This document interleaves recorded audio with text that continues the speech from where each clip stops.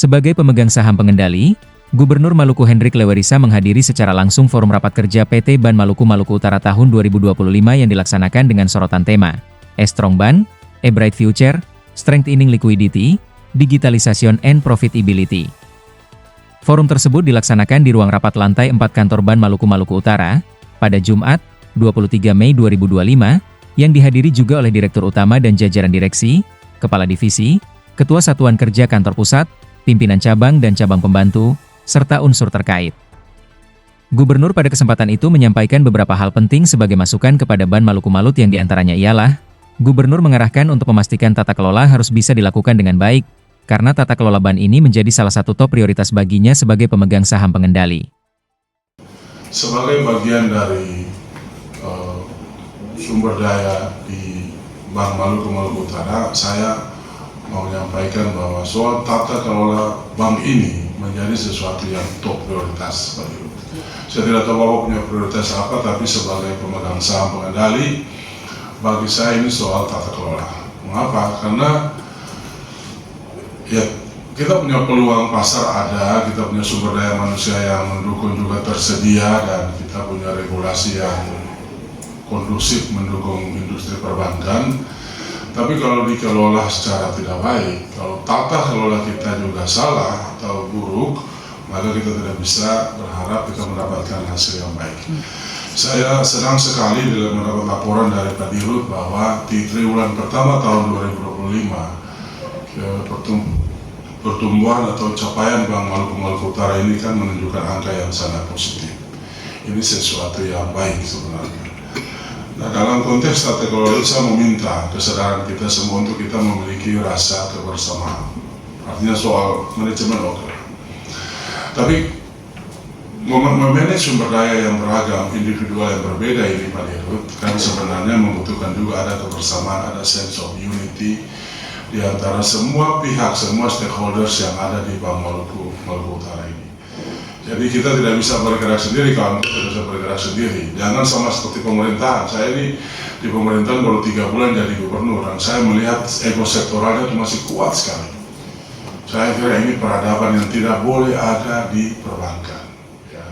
Antara divisi, antara departemen, atau apapun juga organisasi internal di Bank Maluku Maluku Utara, saya minta harus ada semacam sense of unity di antara kalian semua. Oke? Jadi saya minta jangan ada semacam ego sektoral di antara divisi, cabang dan sebagainya. Kalian kerja sebagai satu kesatuan, karena itu sense of unity itu harus dimiliki. Kita juga harus punya sense of crisis, merasa bahwa memang kita betul-betul bertumbuh dalam kondisi ekonomi yang tidak terlalu baik-baik saja, sehingga kita punya sense of crisis. Kalau kita bergerak tanpa merasa sense of crisis, kita cenderung menjadi sembrono dan apa adanya. Itu yang berbahaya juga untuk industri perbankan. Dan yang paling utama dari tata kelola Bapak Ibu sekalian, tentu saja compliance. Industri perbankan adalah industri yang sangat diatur. Tidak ada industri di dalam dunia bisnis yang paling diatur banyak, kecuali industri perbankan atau lembaga-lembaga keuangan. Oleh karena itu seringkali kita dengar banking is a highly regulated industry. Ya, banking is a very highly regulated industry. Semua telah diatur. Jadi karena semua telah diatur, maka kalau kita patuh saja, kita compliance saja, tidak mungkin akan terjadi fraud misalnya. Ya, tidak mungkin lagi orang semua kita comply with the regulation kok. Mau terjadi fraud di mana? Semua masing-masing kerja dengan mekanisme yang sistemik, sehingga dipastikan tidak terjadi masalah. Tetapi fakta menunjukkan bahwa fraud terjadi. Nah, itu tidak boleh terjadi di Bank Maluku Maluku Utara. Kita harus memastikan Pak Dirut, Bapak sebagai penanggung jawab di Bank Maluku Maluku Utara, Bapak harus memastikan bahwa semua ini memang ada direksinya, tapi semua elemen yang ada ini harus betul-betul in compliance, patuh terhadap aturan yang berlaku di perbankan. Jadi saya kira itu. Dan yang paling memang utama dalam tata kelola ini kan juga kadang-kadang dipengaruhi oleh moral hazard para banker, moral hazard. Kalau ada terlibat pinjaman online atau ada yang terlibat judi online atau ada yang gaya hidupnya sangat hedonisme, dia punya income tidak bisa mensupport gaya hidup dia, disitulah moral hasad muncul. Ya, saya minta kepada semua komunitas di Bank Maluku Utara ini untuk kalau bisa moral hasad itu ya kalau toh ada dia minimalis sekali lah, dia tidak mempengaruhi kinerja. Jadi itu yang mau saya sampaikan. Yang kedua adalah meningkatkan performance atau kinerja bank. Performance bank kita sudah dilaporkan, kalau saya mengacu ke hasil capaian 3 bulan pertama tahun 2025, saya bisa menyimpulkan bahwa performance itu positif sekali, ya, termasuk khusus pengumpulan dana. Pengumpulan dana harus dilakukan secara lebih agresif lagi, lalu penyaluran kredit. Tadi Pak Dirut sudah sampaikan dari kredit-kredit yang menimbulkan cost of fund-nya jadi besar, itu kan tidak baik juga, tidak profitable juga buat bank. Tapi bank hidup itu dari aluran kredit sebenarnya, jadi harus selektif, tapi kredit harus dipastikan tersalur secara maksimal dengan pengelolaan yang penuh hati-hati atau prudent, sehingga non-performance loan-nya atau NPL-nya itu menjadi kecil. Pak Dirut, saya mohon maaf, 3,38 itu masih lumayan tinggi menurut saya. Ya, kita jangan puas dengan 3,38 NPL itu. NPL itu harus ditekan lagi di masa tahun kerja tahun 2025 ini. Dan saya kira efisiensi juga adalah bagian dari nanti menjadi karakter manajemen di Bank Maluku Utara, khusus untuk yang terkait dengan kinerja atau performance perbankan. Tapi dalam konteks tata kelola perusahaan di perbankan, efisiensi bisa juga dilakukan. Perjalanan dinas, kemarin saya kritik banget perjalanan dinas yang tidak produktif. Kalau itu perjalanan dinas yang produktif dan itu necessary, penting untuk kepentingan operasional perbankan, silakan. Tapi kalau perjalanan dinas yang tidak terlalu produktif, ya itu yang harus dihindari. Saya kira itu kecil-kecil, tapi itu juga penting, sebab bukankah kapal yang besar itu tenggelam karena bocoran-bocoran kecil itu, Pak. Bocoran-bocoran kecil itu juga bisa menenggelamkan kapal besar. Jadi tolong efisiensi, ya. Saya kira itu penting. Dan soal laba yang tadi dilaporkan, saya minta untuk ditingkatkan lagi, Pak Dirut, sebab dengan meningkatkan laba kita berharap produktivitas atau produksi Bank Maluku Utara akan jauh lebih baik. Dan yang tidak kalah penting dalam konteks performance perbankan adalah soal adopsi teknologi atau inovasi. Kita tidak bisa lagi menafikan fakta bahwa kita hidup di era digitalisasi dan kemajuan IT. Hanya kalau kita mau lag behind, kalau kita mau di belakang tertinggal, maka ya sudah, kita melakukan kinerja perbankan dengan pendekatan konvensional, tapi nanti pasti akan ditinggalkan.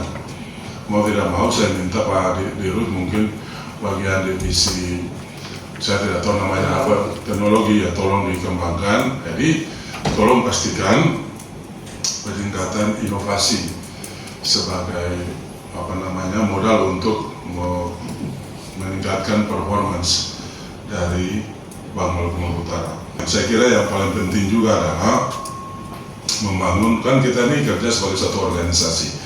Sama aja di perbankan, di pemerintahan, di organisasi non-laba atau nirlaba sekalipun, dalam suatu sistem kerja kita harus merasa memiliki juga rasa loyalitas kepada pimpinan.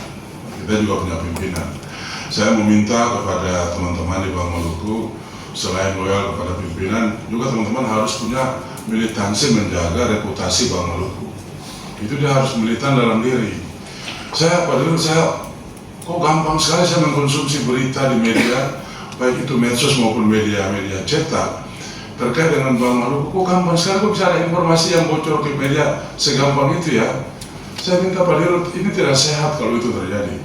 Mestinya informasi yang keluar dari Bank Maluku ini adalah informasi yang keluar dari divisi misalnya public relation atau humas misalnya. Itu kan resmi. Jadi one gate policy untuk terkait dengan informasi keluar. Kebijakan satu pintu ini, kok media dari mana sumbernya itu? Berarti di antara kalian ini ada leaking dong, ada, kalau istilah Don Corleone di film Godfather itu ada tikus yang membocorkan. Kok bisa kayak begitu sih? Mestinya kalian harus bisa menjaga reputasi itu. Ya kalau buruk-buruk ya internal aja begitu, kalian tutup. Ini kan industri yang harus dijaga ketat. Nggak bisa kita seperti satu lembaga demokrasi yang orang harus bicara seenak-enaknya. Come on, ini this is banking industry. Jadi nggak bisa kalian seperti begitu. Saya berharap ke depan saya monitor mudah-mudahan berkurang ya. Jangan terlalu gampang informasi ini kalau dari dalam sini keluar ke media, ke wartawan, kemana-mana. Terus kok ini media dapat informasi dari mana ini? Nanti dengan alasan etika jurnalisme dia mengatakan melindungi narasumber misalnya atau sumber berita. Dan itu diproteksi oleh undang-undang. Ya kita nggak bisa ngapa-ngapain juga ke media kan. Tapi saya mau minta kepada teman-teman, banker, teman-teman di Bank Maluku Utara, di semua jajaran direksi, komisaris, direksi dan di level operasional staff. Kalian masalah internal stay di sini, oke? Nah, ada peribahasa bilang apa yang terjadi di Las Vegas cukup di Las Vegas saja. Di luar Las Vegas orang lain sudah boleh tahu, oke? What happened in Las Vegas stay in Las Vegas. Okay? No outsider has to know about it. Jadi jangan bocor keluar. Karena kalau bocor keluar itu terus terang kalian sadar nggak itu mempengaruhi reputasi perbankan. Ya. Citra perbankan jadi buruk. Terus terang saya kalau jadi nasabah, kalau dengar masalah-masalah yang terjadi di bank, saya jadi was-was gitu loh. Saya jadi was-was, kalau itu kita cabut aja. Bisa dibayangkan nggak kalau ras misalnya terjadi?